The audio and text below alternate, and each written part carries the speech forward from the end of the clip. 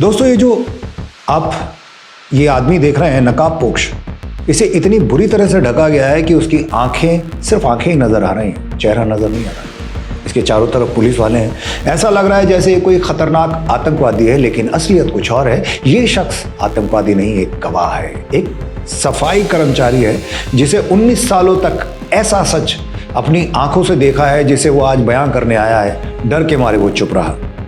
नमस्कार, आदाब, सत श्री अकाल। उम्मीद है आप अच्छे होंगे।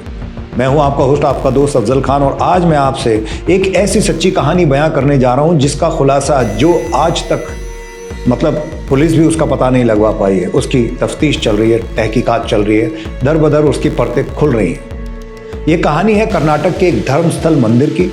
एक ऐसा मंदिर जो हिंदुओं का पवित्र स्थल माना जाता है, लेकिन जिसका प्रशासन और समुदाय के प्रभावशाली लोगों के हाथ में इसका प्रशासन है। और यही मंदिर आज एक ऐसे रहस्य का केंद्र बन चुका है जो हर जगह पर चर्चा का विषय है।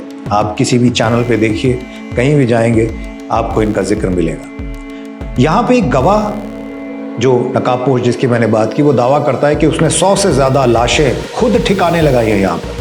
कुछ लाशों को जला दिया गया, कुछ को नदी के किनारे रेत में दबा दिया गया, और कुछ को ऐसी जगहों में दफनाया गया जहां इंसान तो क्या, जानवर भी नहीं पहुंच सकते। जी हाँ, दिल दहलाने वाली ये दास्तां है। आज इसकी परतें दर परतें हम खोलेंगे।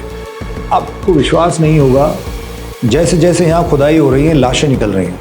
इन लाशों में स्कूली बच्चियाँ हैं, युवतियाँ थीं, उनके जिस्म पर कपड़े नहीं थे। दोस्तों ये क्या मंजर होगा, क्या हुआ होगा इनके साथ। दिल दहल जाता है सब सोच के। इनके प्राइवेट पार्ट्स पर जख्मों के निशान थे।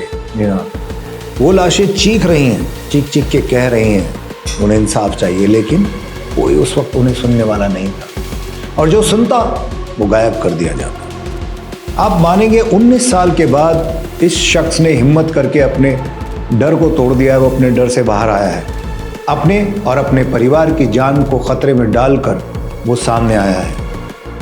उसने खुद जाकर 2 लाशें निकाली हैं, जी हाँ, जिनके ठिकानों के बारे में सिर्फ उसे ही पता था। उसने जैसे तैसे करके तस्वीरें ली, वीडियो बनाए और सबूत इकट्ठा करके सुप्रीम कोर्ट के वकील के पास जमा करा दिए। और फिर अदालत 164 जो दफ़ा है उसके तहत बयान दर्ज हुआ। ये एक ऐसा लीगल स्टेटमेंट है जो अब सबूत बन चुका है। अब ये सवाल नहीं है कि वो सच बोल रहा है, सवाल ये है कि क्या सिस्टम उसके सच को सुन पाएगा। क्या धर्मस्थल मंदिर की उस जमीन की खुदाई होगी जहां आज भी बहुत सारी लाशें सोई हुई हैं, इंतजार कर रही हैं कि कोई आएगा और उन्हें इंसाफ दिलाएगा। जो अब चल रहा है, शायद वो मंजर पास आने वाला है। इस कहानी में दोस्तों वैसे तो बहुत कुछ है, बहुत कुछ बताया जाना बाकी है। कौन है वो पावरफुल लोग, क्या इसकी जांच होगी, क्या गवाह को मिलेगा न्याय और उसे मिलेगी वो सुरक्षा। एक सफाई कर्मचारी का चौंका देने वाला बयान। बात शुरू होती है 29 जुलाई 2025 से, जब एक सफाई कर्मचारी जिसे एक विशल ब्लोअर कहा जाता है, गवाह कहा जाता है, ऐसा दावा किया उसने जिसने कर्नाटक पुलिस, फॉरेंसिक टीम और स्पेशल इन्वेस्टिगेशन टीम को हिलाकर रख दिया। इस शख्स ने उसने धर्मशाला के आसपास, खासकर नेतावती नदी के किनारे जंगल की शुरुआत में सैकड़ों लाशें दफनाई हैं। जी हाँ, आपने सही सुना, सैकड़ों लाशें। उसमें 13 खास हैं। उसने जो 13 जगहें हैं, खास जगहों की, अलग अलग 13 जगहों की पहचान की जहाँ उसने लाशें दफनाई, और उसने कबूल किया कि मैंने यहाँ लाशों को दफनाया। क्या ये दावा सच था? क्या सिर्फ ये हवाई बातें हैं? आइए इस रहस्य की तरफ चलते हैं और पढ़ते हैं। 29 जुलाई SIT आती है, फॉरेंसिक टीम आती है, मेडिकल टीमों को एक बड़ा, एक तरह से लगा, वहाँ पर जमावड़ा इकट्ठा होता है। धर्मस्थल पहुँचते हैं, बड़ी बड़ी JCB मशीन्स आती हैं, मजदूर, कैमरे, सब कुछ तैयार था। सुबह 12 बजे से शाम 6 बजे तक 5 जगहों पर खुदाई चली।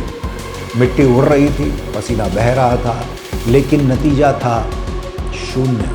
कोई लाश, कोई कंकाल, कोई हड्डी नहीं मिली। हर कोई उस गवाह की ओर देख रहा था, जैसे कह रहा हो ये क्या मजाक है।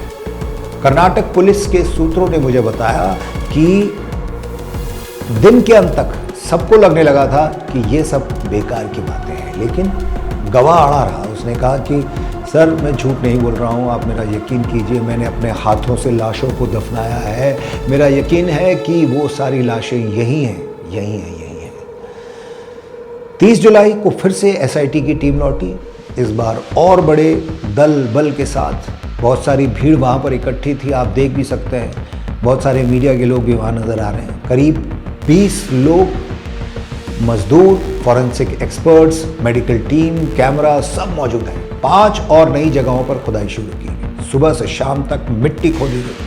15-15 फीट गहरे गड्ढे बनाए गए, लेकिन फिर भी वहां कुछ नहीं मिला, न लाश, न कंकाल, न हड्डी। लोग गवाह की ओर देख रहे थे और बार बार यही कहता रहा कि मैंने यहीं दफनाया था।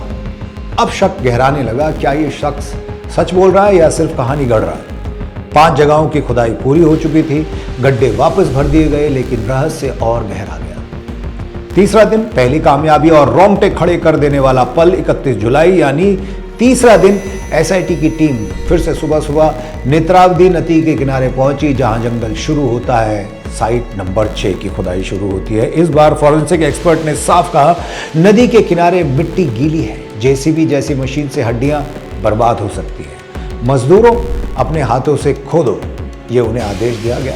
अपनी मिट्टी हटाने के लिए जेसीबी का इस्तेमाल हुआ, लेकिन 2 फीट गहराई के बाद मजदूरों ने, जी हाँ, अपने हाथों से काम करना शुरू किया और छोटे छोटे औजार उन्होंने इस्तेमाल किए। दोपहर के 12 बजे साइट नंबर 6 पर खुदाई चल रही थी। फॉरेंसिक टीम हर मिट्टी के ढेर को छान रही थी, वीडियोग्राफी चल रही थी, और तभी 6 फीट की गहराई पर मजदूरों को कुछ अटपटा सा लगा। उन्होंने हाथों से मिट्टी हटाई और जो सामने आया उसने सबके होश उड़ा दिए। जी हाँ, इंसानी हड्डियां, जी हाँ, कंकाल के अवशेष। वो पल ऐसा था जैसे रहस्य गहमा गया। जी हाँ, वक्त ठहर गया। एसआईटी ने तुरंत ऑर्डर दिया, अभी के अभी यहाँ से औजार हटाओ, अब सिर्फ हाथों से ही काम लो, हाथों से मेहनत करो, खुद।